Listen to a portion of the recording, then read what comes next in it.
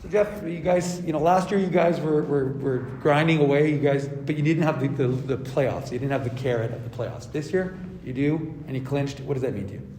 Yeah, looking back on last year, we definitely knew we had a locker room that wanted an opportunity to go far in the playoffs and wanted an opportunity to play really, really meaningful hockey. And I think with a lot of the same returning guys, we still have that drive, and we still have a locker room that's ready to play some really serious hockey and some good series against some good teams. So I think, clinching here and having the opportunity to play some playoff hockey is something that everybody in our locker room is really excited for. Well, and Coach added, in a post-game in March, it said something like, 2 rounds of the playoffs is like a full season of games. So do you as a player look forward to the development you're going to achieve through these playoffs? Yeah, 100%. Like I look at kind of roles that I play here and roles that guys that I play on lines with, kind of how we approach games. And it's a very, more so a responsible game, and we kind of have to be a line that, takes care of our zone and then also looks to produce in the offensive zone. And I think as we move forward in our careers, that's something that if we want to be successful, it's something we'll be relied on to do. So I look at like playoffs here, and I look at it as a great opportunity to prove that, we can play really responsible hockey. We can play, full 60 minutes, of course, and then also look to produce a little bit as well.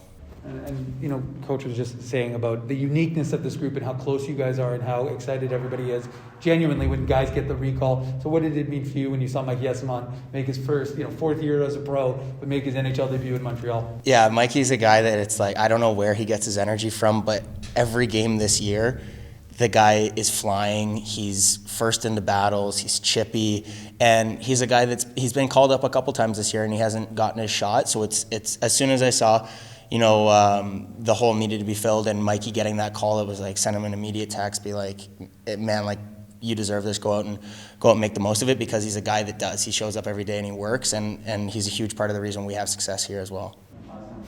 What did it mean to you to see Morgan Barron do what he was able to do yesterday, score his first goal for the Jets, and just, genuinely, there was an opportunity for him, and he sees that opportunity. Yeah, Morgs is a guy who's going to do that. Like he's so reliable, he's so sturdy, and when you do give him a chance in a high percentage area like that, he's gonna convert more times than not. And it was cool. We were out for dinner last night celebrating Gus's birthday, and the TV, there's a big projector in the restaurant that had the game on, so there was a pretty good reaction from our table when we saw Morgs put that one away, and then 2 minutes later he's breaking ankles and feeding Stasny there. So it was pretty awesome, and I think that opportunity is only going to serve Morgs, incredibly well moving forward with the Jets. And then if he's back with us for playoffs, it's gonna do a lot for his confidence with us as well. So speaking of Morgan, obviously you guys played quite a bit at Cornell together, and he's a bigger guy like yourself. But I think that with him, people, obviously a big body has that skill, but he has an ability to kind of play off the rush and generate with his speed and his skating. Is that kind of element about his game that makes him unique given his stature? Yeah, like he's a big body, and once he gets going, it's hard to stop a frame like that. Like he's lethal as that late guy coming in with a heavy shot, and then it's like, what are you supposed to do when he's driving the net? Like he's like 6'4", 215, 220, whatever he is, and it's like if that guy's coming down the middle lane drive at you, it's like there's not a ton of guys that are going to be able to handle that. And I think Morgs knows that that's a skill set that he has, and I think he does a great job of using that in game too. Your guys' defense, obviously, we talk about it a lot. Their willingness and their eagerness to kind of attack it and move up the rush. How do you think that makes you guys such a dynamic team and separates you from the pack, having that support offensively from the back end? Yeah, it adds another wave of something that the other team has to deal with, and then it's another wave of support for us. Like we're a team that likes to emphasize that net drive and that kick wide and really end up with bodies at the net. And a lot of times, if there's nobody late, things might not develop, or you might be missing an opportunity. So when we have D that are jumping in like that, and they do all the time, and it's great for us, we end up with more scoring chances, and we end up with more shot volume, and we end up, over this course of a game, end up doing a lot more damage because those guys are so efficient at getting into the rush and pouncing on those opportunities.